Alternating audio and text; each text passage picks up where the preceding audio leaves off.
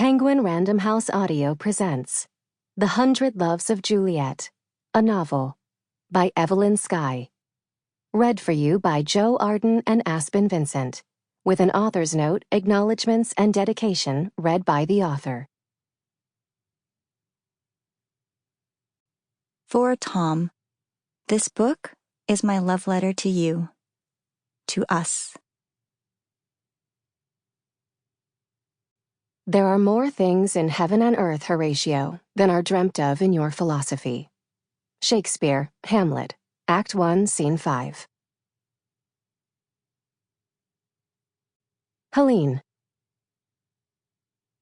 Alaska in January is a fairy tale, with frost-rimed branches glittering in the pale moonlight, like lace woven by a snow maiden.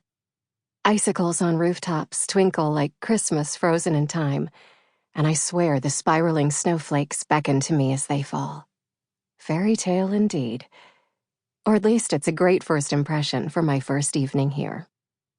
At 30 years old, and after too many uninspiring years as an assignment reporter in the Los Angeles bureau of the Wall Street Journal, I'm finally chasing my dream of writing a novel. An actual book of my own, not just telling other people's stories. I've been jotting down short stories ever since I was a teenager, bits and pieces of a novel, and now I finally have time to figure out how it all comes together. Truth be told, I need this. My recent past, the last 10 years, are best swept into a fire pit and doused with gasoline. The death of my 2 golden retrievers, one right after the other. My Pied Piper of a soon-to-be ex-husband, who attracted interns and affairs like rats at cheese orgies, and my so-called best friend, who stole the promotion that was supposed to be mine. However, she unwittingly did me a favor. If I'd been promoted to columnist, I wouldn't have left. If she'd been a true friend, I'd still be stuck in a nowhere life, married to a no-good husband. Instead, she betrayed me, and by doing so, she handed me the match I needed.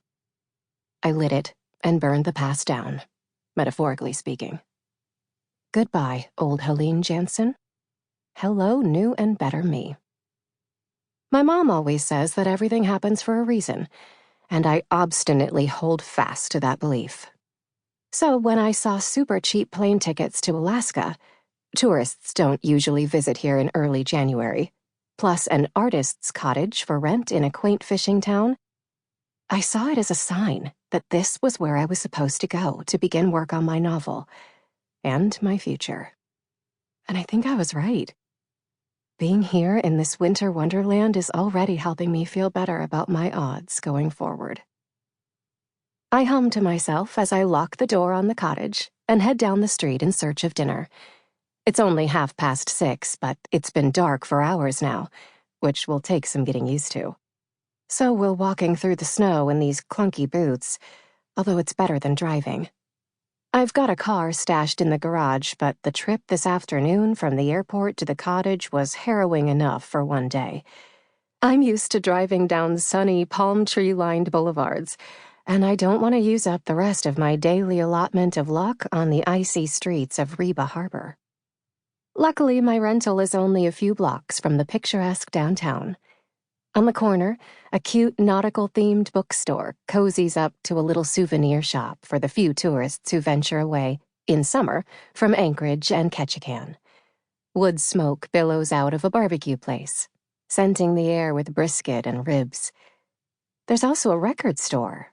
I didn't know they still existed, and the fact that they have one here delights me.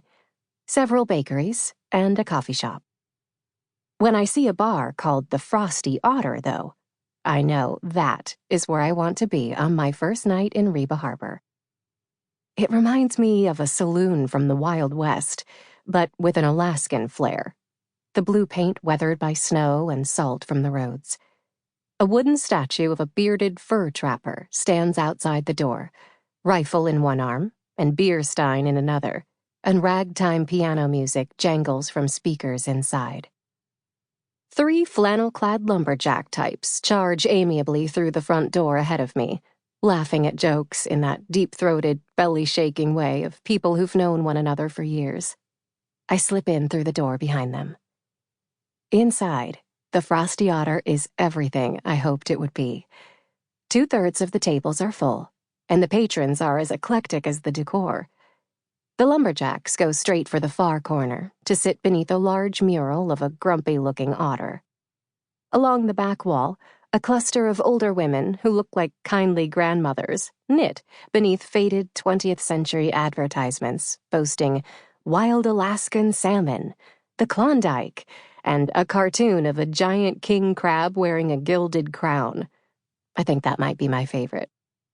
Most of the others here are men, probably those who work at the nearby seafood processing plant. But there are also a few families, the kids eating chicken fingers while Mom and Dad have a beer. "Welcome to the Frosty Otter," a spunky, white-haired waitress says. "You new around here?" I laugh. Is it that obvious? "Well, it's a small town, and I know everybody. Plus, your hair is that pretty deep gold that happens when brown meets the sun.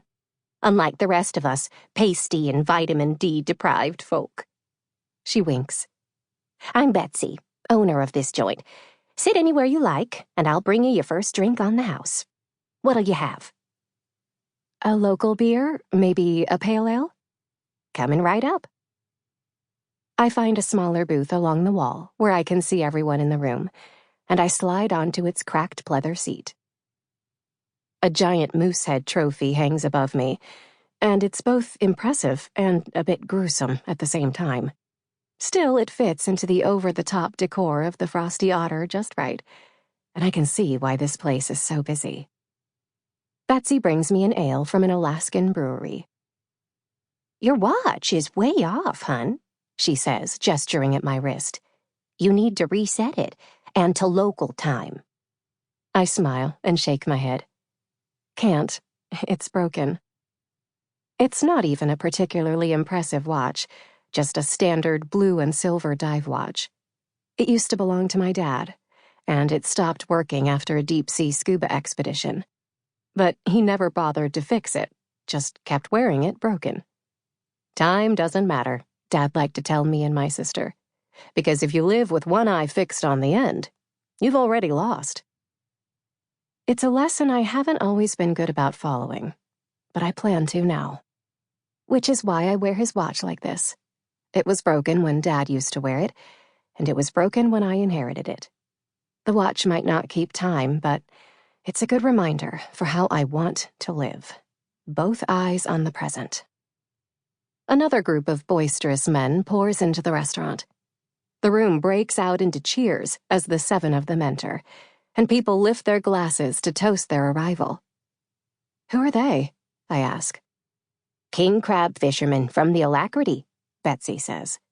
"Every time they're back in port, they come here to celebrate their haul." Fun for them.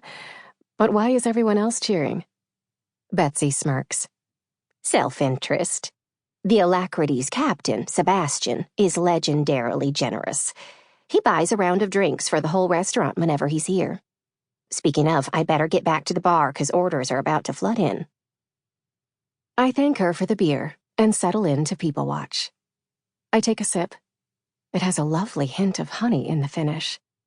At the same time, the tallest of the crab fishermen takes off his coat and turns toward the bar, his silhouette framed by the light cast from the gold glow of the bulbs overhead. Déjà vu whispers against the back of my neck, like winter's breath, prickling my skin and tingling down my spine. I freeze. I know him. "A round for everyone, on me," Sebastien says, and the Frosty Otter erupts in another cheer. Only I am quiet, because I'm staring at his profile. One I've known for too long in my own head. When I was being bullied in middle school, I made up an imaginary best friend to help me through it. And then I kept him around, and he grew up with me, even though I should have given up a juvenile idea like that forever ago. He's also been the star of every short story I've ever written. Now, he's standing right here, in the flesh. It's hard to tell how old he is because he has one of those faces that's impossible to pinpoint, Sample complete. Ready to continue?